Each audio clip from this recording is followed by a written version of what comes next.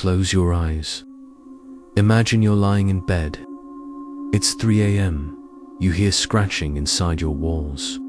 Not from mice, something else. The scratching becomes violent.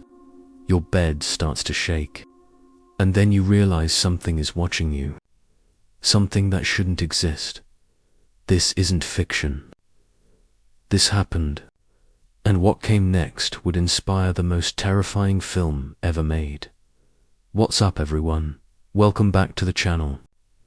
If you're new here, hit that subscribe button because we dive into the darkest corners of true horror. And trust me, you don't want to miss what's coming today. We're peeling back the curtain on one of cinema's most bone-chilling masterpieces. We're talking about The Exorcist, the 1973 film that didn't just scare audiences, it traumatized them. People ran screaming from theaters. Some fainted. Others claimed they felt an evil presence just from watching it. But here's what they don't tell you: the movie was based on something real. A true case of possession so disturbing that even the priests involved were forever haunted by what they witnessed. And the deeper you dig into this story, the more the lines between reality and nightmare dissolve. So dim the lights. Lock your doors, and whatever you do, don't watch this alone.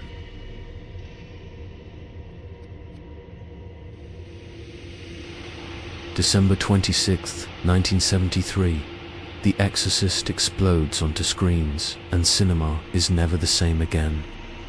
This wasn't just another horror movie. This was an event, a cultural earthquake. Audiences weren't prepared. The head spinning, the projectile vomiting, that crucifix scene, and Linda Blair's transformation from innocent child to demonic vessel was so convincing, so utterly terrifying, that people questioned if what they were watching was even acting. The film shattered every box office record imaginable.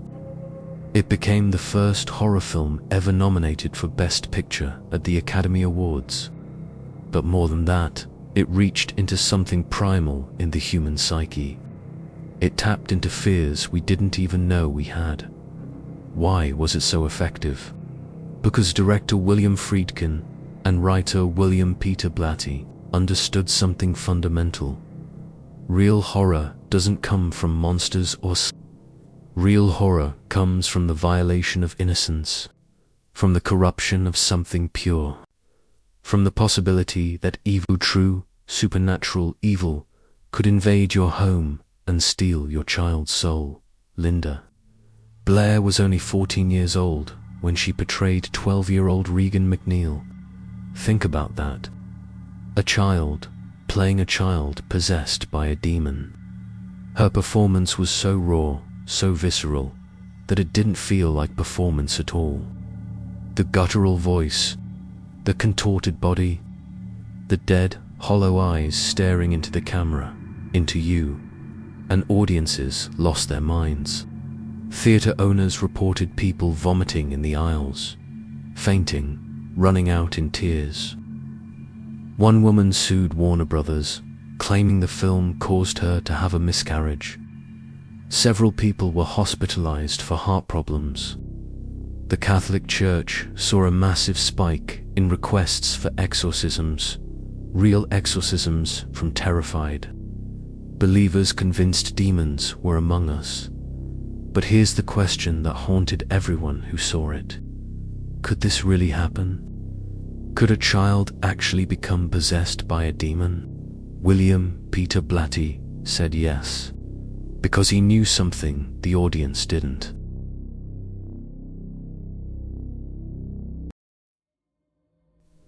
Winter, 1949, Cottage City, Maryland. A quiet suburban neighborhood where nothing extraordinary ever happens. Until it does. The family is normal, working class, religious, but not fanatical. They have a 14-year-old son. For privacy, historical records refer to him as Roland Doe or Robbie Mannheim. He's a quiet kid, a bit withdrawn, lonely. His closest companion is his aunt, his mother's sister. She's different from the rest of the family. She's interested in spiritualism, seances, and the occult. And she introduces young Roland to something that would change his life forever: a Ouija board. They spend hours together. Roland and his aunt, hands on the planchette, asking questions to the spirits. Is anyone there? Are you friendly? What's your name? It seems harmless. A game, and then his aunt dies. Suddenly, unexpectedly, Roland is devastated. The one person who truly understood him is gone. And in his grief, he does something the Catholics would later say was catastrophic. He tries to contact her, alone in his room. Roland places his fingers on the Ouija board. Aunt Harriet, are you there? Please, I need to talk to you. The planchette moves. Yeshe is elated. She's still with him, somehow. But is it really his aunt answering? Or has he opened a door to something else? Something that's been waiting for an invitation. Within days, the phenomena begins. It starts small. Scratching noises inside the walls of Roland's bedroom. His parents assume it's rats and call an exterminator. But the exterminator finds nothing. No droppings, no nests, no explanation. The scratching gets louder, more aggressive. It sounds like claws scraping against wood, except the scratching is coming from inside the walls themselves. Then the furniture starts moving. Roland's parents witness his dresser sliding across the floor on its own. A chair tips over with no one near it. Pictures fly off the walls and crash to the ground. This isn't a draft or an earthquake. Objects are being thrown by an invisible force, and it's centered around Roland. Wherever he goes, the activity follows. At school, his desk begins to shake during class. At home, his bed levitates off the floor while he's lying in it, then crashes down. His mother watches in horror as her son's mattress bucks and tilts like something is underneath it, trying to throw him off. But the physical phenomena is just the beginning. Roland himself begins to change. His personality shifts. The quiet, polite boy becomes aggressive, vulgar, violent. His voice drops into a deep, guttural register that doesn't match his teenage frame. He speaks in languages Latin, German that he's never studied. When his parents take him to church, he becomes enraged. He can't enter. He fights them, screaming obscenities. His strength suddenly superhuman, and then there are the marks. His parents find scratches covering Roland's body, deep gouges that appear spontaneously. Words are carved into his skin: hell, spite, go to, ... The letters are backwards, as if written from inside his body, pushing outward. Doctors are baffled. Psychiatrists have no explanation. Roland exhibits no signs of schizophrenia or other mental illness. He's not doing this to himself. But if he's not, then what is? The family, desperate and terrified, turns to their Lutheran pastor. The pastor attempts prayers, blessings, anything to help. Nothing works. In fact, the entity, because by now everyone involved believes this is an entity, seems to grow stronger, more aggressive. During one session with the pastor, Roland suddenly speaks in a voice not his own. I am Legion, I am many, and I will not leave. The pastor, out of his depth, makes a recommendation that will seal Roland's fate. He tells the family to contact the Catholic Church. They perform exorcisms. They have experience with this. And so the real nightmare begins.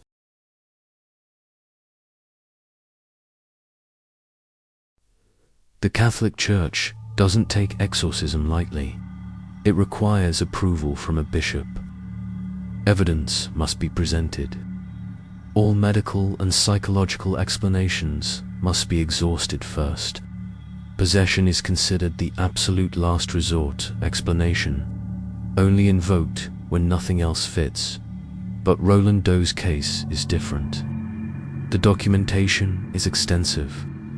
Multiple witnesses, physical phenomena that can't be explained, and the boy's condition is deteriorating rapidly.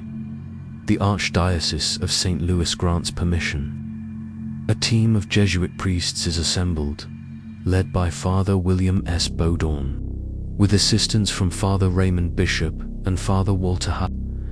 These aren't superstitious medieval monks. They're educated men, scholars. One holds a degree in physics. Another is a trained psychologist. They approach this with skepticism, expecting to find a rational explanation. They don't find one. The exorcism begins in March 1949, first in the family's Maryland home, then moving to St. Louis, where Roland's relatives live. What follows is documented in a diary kept by attending priest Father Raymond Bishop, a diary that would later be found and used as source material by William Peter Blatty. The diary entries are chilling, clinical, factual, and absolutely terrifying. March 16th. The boy exhibits extreme agitation when blessed water touches his skin. His body he spits a viscous substance at Father Baudouin. Analysis shows the substance is not salivits. Composition is unknown. March 20th. During the ritual, the boy speaks fluent Latin despite having no education in the language. He responds to prayers in Latin, mocking them, twisting them into blasphemies. His voice is described as not human-like gravel scraping metal. March 26th. The boy demonstrates impossible physical strength. While being held down by 3 adult men, he breaks free, breaking one priest's nose with a headbutt. His eyes, witnesses report, turn completely black. Not the iris, the entire eye, including the whites. April 1st. Scratches appear on the boy's body during the ritual, forming words and symbols.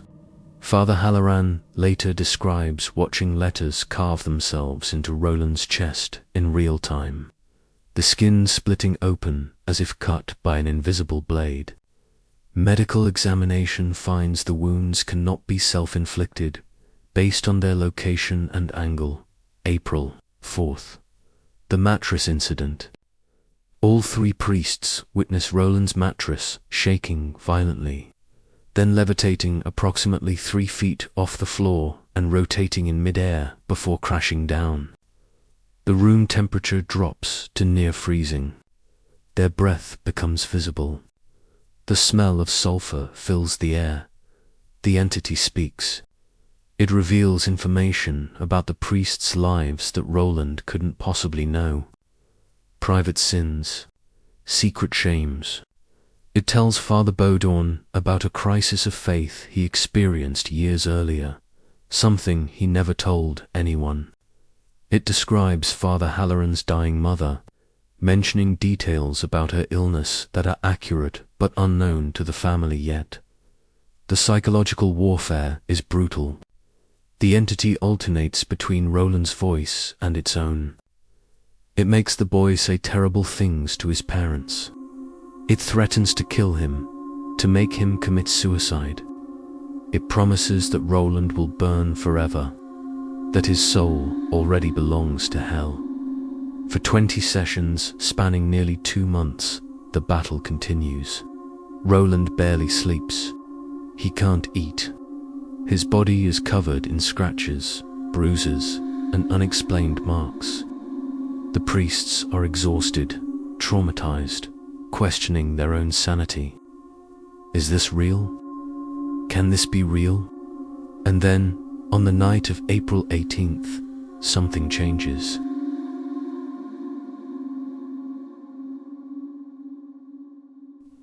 It's past midnight. The final ritual has been going on for hours. Roland is strapped to the bed, thrashing, screaming in that inhuman voice. The priests are performing the ritual Romanum, the Roman rite of exorcism. Ancient prayers in Latin, commands to the demon to reveal itself and depart. What is your name? Father Bowden demands, in the name of Jesus Christ, I command you to tell us your name. Roland's body arches off the bed, defying physics, held only by his shoulders and heels. A sound comes from his throat knot, a voice, but a shriek that makes the walls vibrate. And then it speaks. It gives its name. Historical records don't reveal what name was spoken, but the priest's reactions suggest it was significant. Something ancient, something powerful. Father Bowden doesn't hesitate. Using the name, he commands the entity to leave, invoking every holy name, every saint, every prayer in his arsenal. The room erupts in chaos. Objects fly. The temperature plummets. Roland convulses so violently the restraints cut into his skin. And then, ... silence, complete. Absolute silence. Roland goes still. His eyes, which have been black or rolled back in his head for weeks, return to normal. He looks around, confused, frightened. In a small, clear voice, his own voice, the voice of a 14-year-old boy, he speaks. He's gone. The priests stand frozen, afraid to believe it. Father Halloran later described the moment. It was like watching someone wake from a nightmare. 1 second there was this presence, this overwhelming evil that you could feel in your bones. And the next second it was just a scared kid lying in a bed. Roland has no memory of the possession. The last thing he remembers clearly is playing with the Ouija board, trying to contact his aunt. Everything after that is a blur of nightmares and fragments. He doesn't remember the scratches, the levitation, the things he said or did. It's as if the entity wiped the slate clean when it left. The phenomena stops immediately. No more scratching, no moving furniture, no mysterious marks. Roland recovers quickly, goes back to school, and lives a completely normal life. He grows up, gets married, has children, maintains a normal job. He never experiences anything similar again. He refuses to discuss the case publicly and takes the secret of what he experienced to his grave. But the priests who performed the exorcism are forever changed. They never speak publicly about the case, but in private conversations, in letters, in confessions to other clergy, they maintain the same story for the rest of their lives. They witnessed a genuine case of demonic possession, and it was the most terrifying experience of their lives.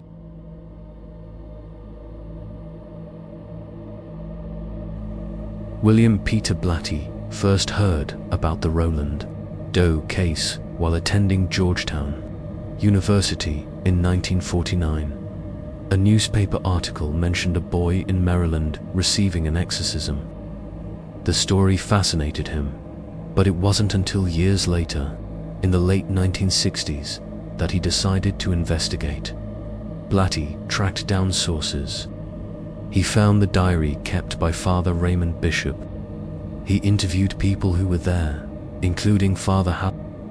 He obtained church documents. And from this research, he crafted his novel, The Exorcist, published in 1971. But Blatty made key changes to amp up the horror and make it more cinematic. The gender swap Roland became. Regan Blatty believed a young girl's possession would be more disturbing to audiences than a boy's. He was right. The violation of childhood innocence, combined with the corruption of feminine purity, created a perfect storm of horror. The setting, A working-class Maryland suburb became a wealthy Georgetown townhouse. This made the horror feel like it could happen anywhere to anyone, regardless of privilege or status. The theatrical elements, some of the film's most iconic moments, the 360-degree head rotation, the spider walk down the stairs, the violent crucifix scene were Blatty's inventions, not part of Roland's case. But they were inspired by descriptions of inhuman movements and self-harm that the priests documented. The possession itself, Blatty condensed the timeline and intensified the phenomena. He added the demon's name, Pazuzu, an ancient Mesopotamian wind demon, because it sounded more frightening than whatever name was actually spoken during Roland's exorcism. When director William Friedkin came aboard, he pushed for extreme realism. He wanted the film to feel like a documentary, not a fantasy. He demanded practical effects, real reactions, genuine discomfort from his actors. He got it, but at a terrible cost.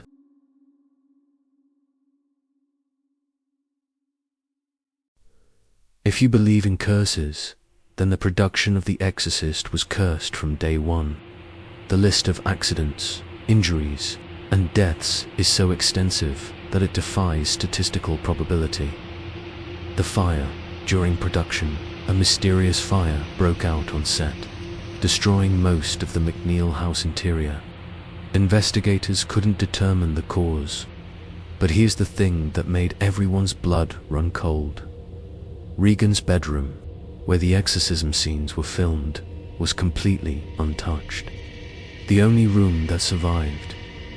The deaths, 9 people associated with the film, died during or shortly after production.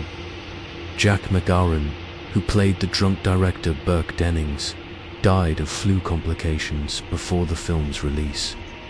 His character dies in the film.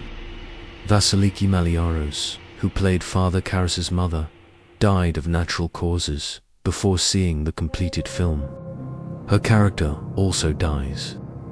The grandfather of the actress who played Regan's friend dies. Linda Blair's dog dies. The list goes on. The injuries: Linda Blair, just 14 years old, fractured her spine when the rig that violently threw her around on the bed malfunctioned. She was hospitalized and dealt with chronic back pain for years afterward.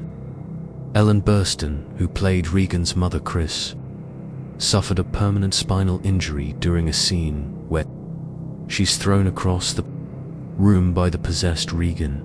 You can actually hear her scream of genuine pain in the final film. That scream is real. The psychological toll. The cast and crew reported nightmares, feelings of being watched, unexplained cold spots on set. One crew member refused to return after feeling an unseen presence push him. Father O'Malley, the technical advisor, reported feeling genuine malevolence during certain scenes, as if something was actually present. Director William Friedkin, not a particularly religious man, became so unnerved by the accidents that he asked a priest to bless the set. The priest agreed to perform a blessing, but not a full exorcism, though some sources claim an actual exorcism was performed on the set itself. And then there was Linda Blair, the child at the center of it all.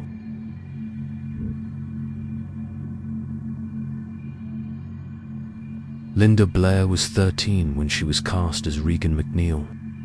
She turned 14 during filming. She was a child, and the role destroyed her childhood. Think about what she had to do. The profane language, the sexual gestures, the violence, the contortions. Hour after hour, day after day, having to embody pure evil while still being too young to even understand what she was portraying.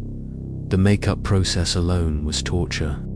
She spent hours in the chair while artists applied prosthetics, contact lenses, and fake blood. The bedroom scenes were filmed in a refrigerated set, kept at near freezing temperatures to make the actor's breath visible. Linda was in there for 12-hour days, wearing nothing but a nightgown, literally shivering while being violently thrown round by mechanical rigs. But the real damage came after the film's release. Overnight, Linda Blair became the most famous child actor in the world. But she wasn't famous for being cute or talented. She was famous for being possessed, for being the demon girl. And people couldn't separate the actress from the role. She received death threats, letters claiming she was actually possessed and needed to be killed to save her soul. Hate mail from religious fanatics who believed she had been corrupted by Satan. She needed bodyguards. She couldn't go to school. She couldn't have a normal childhood. The entertainment industry typecast her immediately. Nobody wanted to give the Exorcist girl a wholesome role. Her career became a series of increasingly desperate attempts to escape Regan MacNeil's shadow. She never could. In interviews decades later, Blair has spoken about the psychological impact, the isolation, the fear, the way people looked at her not as a person, but as a symbol of evil. She struggled with substance abuse. She had difficulty forming relationships. The role that made her famous also traumatized her. And here's the darkest irony. In her attempt to distance herself from the horror of The Exorcist, Linda Blair became a kind of possession victim herself, possessed not by a demon, but by the role that would define and haunt her for the rest of her life.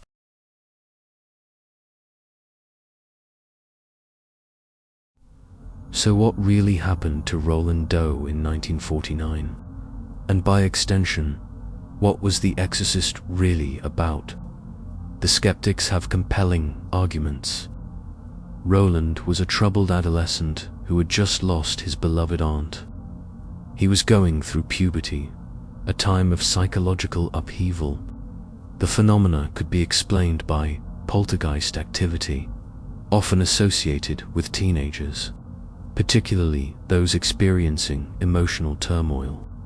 Unconscious psychokinetic energy manifesting as moving objects and strange occurrences. Mental illness, early onset schizophrenia can cause hallucinations, personality changes, and speaking in what sounds like different voices. Tourette's syndrome can cause involuntary movements and vocalizations. A dissociative disorder could explain the lack of memories. Trickery. Some skeptics suggest Roland, feeling neglected and desperate for attention after his aunt's death, may have orchestrated the phenomena himself. The scratches could be the movements could be deliberate. The languages could be memorized fragments from his aunt's spiritualist materials. Foley a shared psychosis where multiple people influence each other into believing something that isn't real. In Roland's case, the priests, already believing in demons, interpreted normal phenomena through that lens and reinforced the possession narrative. These are rational explanations, reasonable explanations, but they don't explain everything. They don't explain how Roland spoke fluent Latin with perfect pronunciation, when he'd never studied the language. They don't explain the information the entity revealed about the priests' private lives. They don't explain the multiple witnesses, skeptical witnesses who saw furniture levitate and move without any visible mechanism. They don't explain the temperature drops that were measured with thermometers. They don't explain the smell of sulfur that permeated the room during rituals. They don't explain how scratches appeared on Roland's body in real time, in places he couldn't reach, forming words written backwards as if from inside his skin. And they don't explain why the possession ended so abruptly after the exorcism. Why Roland never experienced symptoms again. Why the phenomena that had plagued him for months simply stopped the moment. The priests commanded the entity to leave. Father Walter the last surviving priest from the exorcism, maintained his story until his death in 2005. He was interviewed multiple times over the years, and his account never wavered. When asked if he truly believed he witnessed a possession, he said, "I don't believe it. I know it. I was there. And I will never forget what I saw."